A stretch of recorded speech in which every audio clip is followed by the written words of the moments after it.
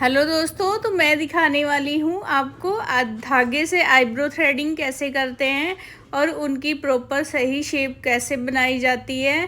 तो सबसे पहले हमने लगाया था इनकी आईब्रो पे पाउडर हम इसलिए लगाते हैं कि धागे से बाल स्लिप ना करें और अच्छी तरह से धागे की पकड़ में आ जाए।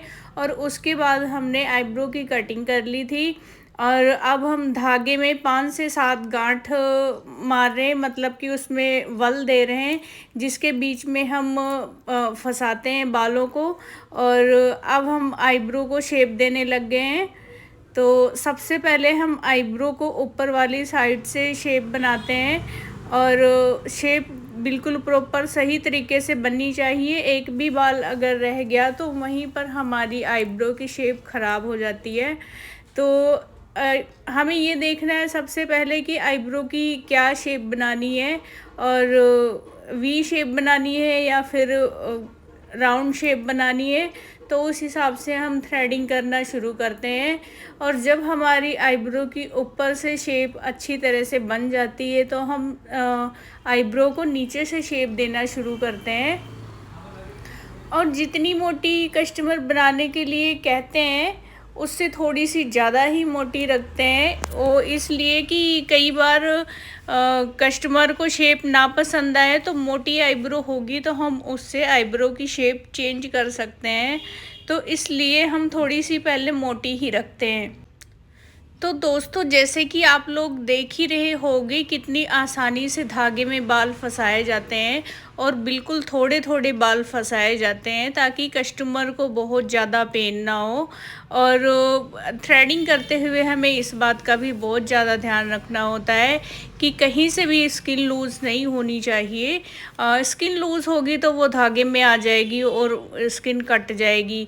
तो इसलिए हमें इस बात का बहुत ज़्यादा ध्यान रखना होता है कि स्किन बिल्कुल भी लूज़ नहीं छोड़नी जब हम थ्रेडिंग कर रहे होंगे। तो फ्रेंड, आप देख ही रहे होंगे कि हमारी एक आईब्रो की शेप बन गई है और कितनी बढ़िया अच्छी शेप बनी है। तो अब हम इसी तरीके से इतनी ही मोटी सेम यही शेप दूसरी आईब्रो की बनाएंगे। तो जैसे हमने पहली वाली आईब्रो का किया था कि सबसे पहले कटिंग करी थी, कटिंग हम उसी शेप में करेंगे जैसे कि पहले वाली करी थी। कटिंग करते हुए हमें इस बात का ध्यान रखना है कि कहीं से भी ऊपर नीचे बिल्कुल भी ना हो। कटिंग हमारी सही नहीं होगी तो फिर हमारी आईब्रो की शेप भी ख़राब हो जाएगी। इसलिए हमें कटिंग करने से ही ध्यान रखना होता है कि हमारी आईब्रो की कटिंग सही हो और दोनों की बराबर हो, ऊपर नीचे ना हो। तो इस आईब्रो की भी हम सबसे पहले ऊपर की ही शेप बना रहे हैं और ऊपर से शेप बनाते हुए इन्होंने फोरहेड भी करवाना है तो फोरहेड भी हम करते जा रहे हैं। फोरहेड इन्होंने ज़्यादा नहीं करवाना, थोड़ा बहुत ही करवाना है। तो इसलिए हम ज़्यादा ऊपर तक नहीं कर रहे हैं, आईब्रो की शेप बना रहे हैं और थोड़ा सा ऊपर तक इनका फोरहेड कर रहे हैं। तो दोस्तों, अब हमारी दूसरी आईब्रो की भी शेप ऊपर से बन गई है। तो जब हमारी दूसरी आईब्रो की शेप ऊपर से बन गई है तो अब हम इसको नीचे से शेप देना शुरू करते हैं। तो ठीक वैसे ही कर रहे हैं जैसे हमने पहले वाली आईब्रो बनाई थी और उतनी ही मोटी रखेंगे जितनी मोटी हमने पहले वाली रखी थी। इस बात का हमें बहुत ज़्यादा ध्यान रखना होता है, नहीं तो क्या होता है अगर 2 बाल भी ज़्यादा निकल गए तो ये आईब्रो हमारी मोटी पतली हो जाएगी, फिर वही हमारी आईब्रो की शेप ख़राब हो जाती है। तो इसलिए इस बात का बहुत ज़्यादा ध्यान रखना पड़ता है हमें कि दोनों आईब्रो सेम बने, कोई भी आईब्रो मोटी या पतली ना हो। तो उस हिसाब से हम थ्रेडिंग करेंगे। और अब हमारी इस आईब्रो की भी शेप टेल वाली साइड से बन गई है, आगे से रह गई है। तो आगे वाले बालों को हम ऐसे धागे में फंसाएंगे और धागे में फंसाते हुए स्किन थोड़ी सी और ज़्यादा टाइट कर लेते हैं कि स्किन ना आ जाए। और अब हमारी दूसरी आईब्रो भी बन गई है। फ्रेंड्स, आप देख ही रहे होंगे कितनी अच्छी शेप बनी है और बहुत बढ़िया शेप बनी है।